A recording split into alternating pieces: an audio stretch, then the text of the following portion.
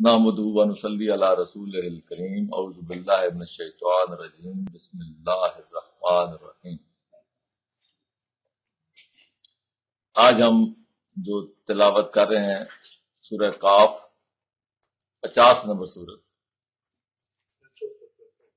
جو صفحہ میرے پاس ہے وہ 670 ہے اور باقی حضرات کا شاید کوئی صفحہ بدلا ہو۔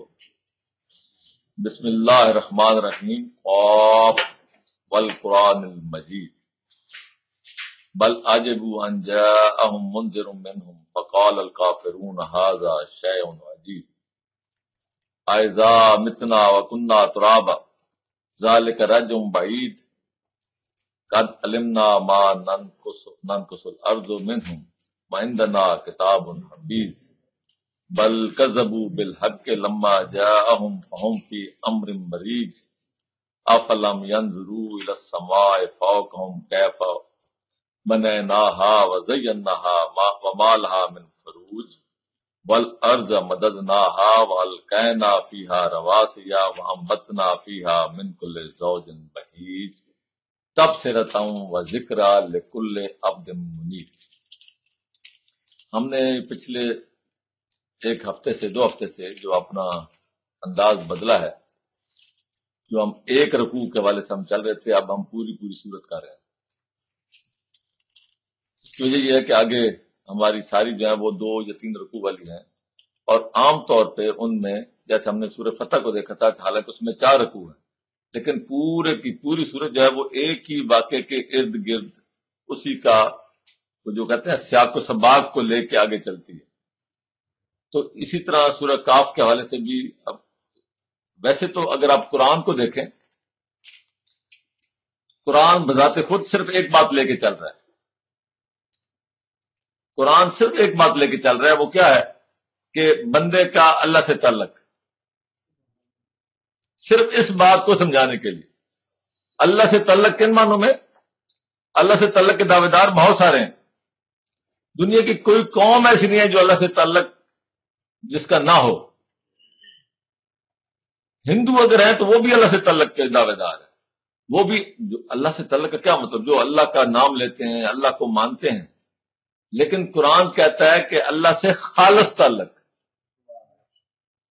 اصل جھگڑا یہ ہے، پورے قرآن کی تھیم اور اسلام کی تھیم وہ سارے کا سارا ایک ہی بات پہ، وہ سارا اسی کے ارد گرد سارا تانا بانا چل رہا ہے۔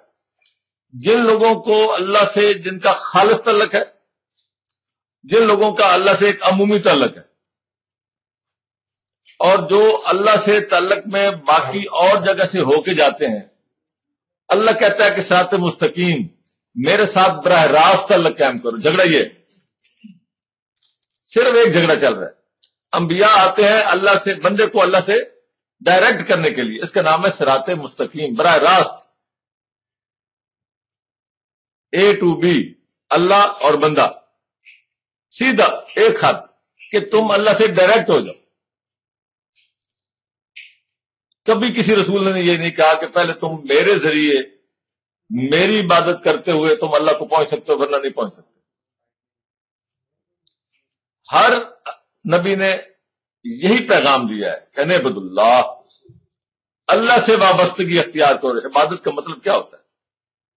عبادت کا مطلب یہی ہے کسی کے ساتھ خوش دلی کے ساتھ وابستہ ہو جانا اور اسی کے لیے سارے کام کرنا، اسی کو مد نظر رکھ کے اس کی خوشنودی کے لیے جو بھی آپ کام کرو گے وہ عبادت ہے۔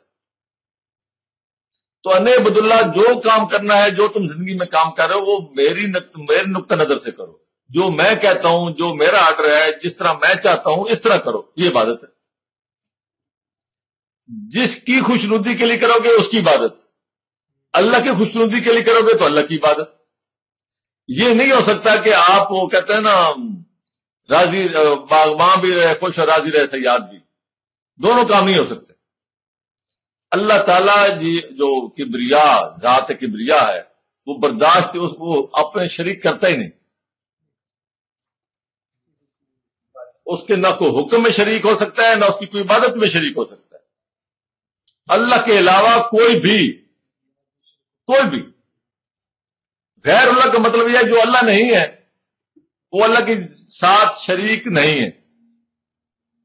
ہم کوشش کرتے ہیں کہ اللہ کے کچھ قوموں نے کوشش کی کہ ہم اللہ کا شریک اگر کسی کو ٹھہرائیں تو کوئی لقب دے دیں، یہ اللہ کا بیٹا ہے، یعنی لوگوں کو اس معاملے میں آمادہ کرنے کے لیے کہ اللہ کا بیٹا ہے، اللہ سے اس سے زیادہ اور تعلق اس کا کیا ہو سکتا ہے، تو یہ تو شریک نہیں ہو، اس میں شرکت ہو، اس پر وہ ٹھپا نہیں لگتا۔ جب اللہ کا بیٹا ہے تو اب شرک کا ٹھپا کہاں سے آ گیا؟ یہ دل کے بہلانے کے لیے یہ شیطان جو سکھاتا ہے ہمیں مختلف حربے، اور بدقسمتی یہ ہے کہ ہم مسلمانوں میں بھی یہ حربے آ گئے ہیں، یہ ہماری بدقسمتی ہے، اور اس کی وجہ کیا ہوئی ہے؟ قرآن سے دوری۔ آباء و اجداد کی کتابیں، اسلاف کے طریقے، ان کو قرآن پہ پرکھے بغیر ہم آگے چل رہے ہیں۔ اسلاف کے طریقوں کو لو، آباء و اجداد کے جو آپ کو ملے ہیں عقائد ان کو لو، لیکن اس کو مت چھوڑو۔ یہ اس کی فوقیت ہے، قرآن کے تحت لانا ہے سب کو۔ ہمارا سب سے بڑا المیہ یہ ہے کہ ہم نے قرآن کو ایک طرف رکھ کے اور ہم ایک طرف چل پڑے۔ قرآن ایک طرف ہے اور ہم دوسری طرف چل رہے ہیں، اور قرآن کو ہم نے اپنی پیٹھ پیچھے رکھے ہوئے، قرآن سے ہم استفادہ ہی نہیں کرتے۔ تو ہماری جو محفل ہے وہ یہی ہے کہ آپ قرآن کو خود پڑھیں، اس کا ترجمہ پڑھیں۔ میں اکثر آپ لوگوں سے کہتا ہوں، چاہے آپ کا تعلق کسی فرقے سے ہو، کسی بھی فرقے سے ہو، کسی گروہ سے ہو، کسی گروپ سے ہو، آپ اپنے ہی فرقے کے کسی عالم کا کیا ہوا ترجمہ لے لیں، اپنے ہی کسی عالم کا، آپ صرف وہی پڑھ لیں۔ میں کئی دفعہ عرض کر چکا ہوں، یہ بھی قرآن کا ایک معجزات، باقی معجزات قرآن کے بے شمار ہیں، اس میں ایک معجزہ یہ بھی ہے کہ کسی بھی فرقے کا عالم کا لکھا ہوا ترجمہ وہ آپ کو آخر کار راہ راست پہ لائے گا، اور وہ عالم اپنے فرقے کی جتنا اس میں کوشش کرے گا حمایت کرنے کی، قرآن خود اسی سے اس کی تردید کرواتا چلا جائے گا، خود اسی سے اس کے ہاتھوں سے تردید ہوتی چلی جائے گی، اور قرآن آپ کو سیدھے راستے پہ لے جائے گا۔ میں اس لیے آپ سے کہتا ہوں کہ اس میں کوئی مسئلہ نہیں ہے۔ یہ آپ کئی لوگ مجھ سے پوچھتے ہیں ہم کس کا ترجمہ پڑھیں، کسی کا پڑھ لیں بھائی، یہ قرآن کا ایک معجزہ ہے، یہ میرا تجربہ شدہ ہے۔ میں آپ کو کئی دفعہ مثالیں دے چکا ہوں مختلف حوالوں سے، جہاں ایک لکھتے ہیں اے غیب کی خبریں بتانے والے، وہیں جا کے آگے ان کو لکھنا پڑتا ہے کہ تم کہو ان سے کہ مجھے غیب کا علم نہیں ہے، خود کہنا پڑتا ہے۔ اس طرح اور آگے بہت ساری بات، تو بہت ساری مثالیں۔ تو قرآن اپنی تشریح، اپنا جو راستہ ہے صحیح، صراط مستقیم، یہ بتاتا ہے۔ یہ اللہ کی کتاب ہے، اللہ کیا چاہتا ہے بندے سے، یہ اللہ کی کتاب ہی صحیح طریقے سے آپ کو بتا سکتی ہے۔ تو اس حوالے سے نمبر ایک۔ دوسری بات، رسول بھی اللہ کا بندہ ہے، اللہ نے جو چاہا بندے سے، اللہ کے ایک بندے نے وہ کر کے دکھا دیا، اور آپ کے لیے مثال ہے کہ آپ کے پاس بہانہ نہ رہے کہ یہ جو اللہ بندے سے چاہتا ہے یہ بندے کے بس کی بات ہی نہیں۔ اسی لیے رسولوں نے کہا انا بشر مثلکم، یہ کیوں کہا گیا؟ ہم اس کو اور طرف لے کے بھاگ پڑے، ہم نے یہاں بشر نور کی باتیں شروع کر دی۔ در حقیقت یہاں جو بات کی گئی ہے انا بشر مثلکم، اس کے مسئلہ یہ ہے کہ یہ تو در حقیقت آپ پر ایک حجت قائم کی جا رہی ہے۔ وہ حجت جو قائم ہو رہی ہے کہ وہ کہہ رہے ہیں کہ میں بھی تمہاری طرح بشر ہوں، میں قرآن پہ عمل کر سکتا ہوں، تو تم کیسے کہہ سکتے ہو کہ قرآن پہ عمل نہیں ہو سکتا؟ یہ تو آپ پر حجت قائم ہوگی، اور پھر اسی بشر سے کلوایا جا رہا ہے فتبعونی۔ کیا اللہ کا رسول نہیں جانتا تھا کہ یہ بندے جو ہیں اس بشر کے مطابق عمل نہیں کر سکتے؟ اس سے کلوایا جائے فتبعونی، میری اتباع کرو، جو جیسا عمل میں نے کیا ہے اسی راستے پہ چلو۔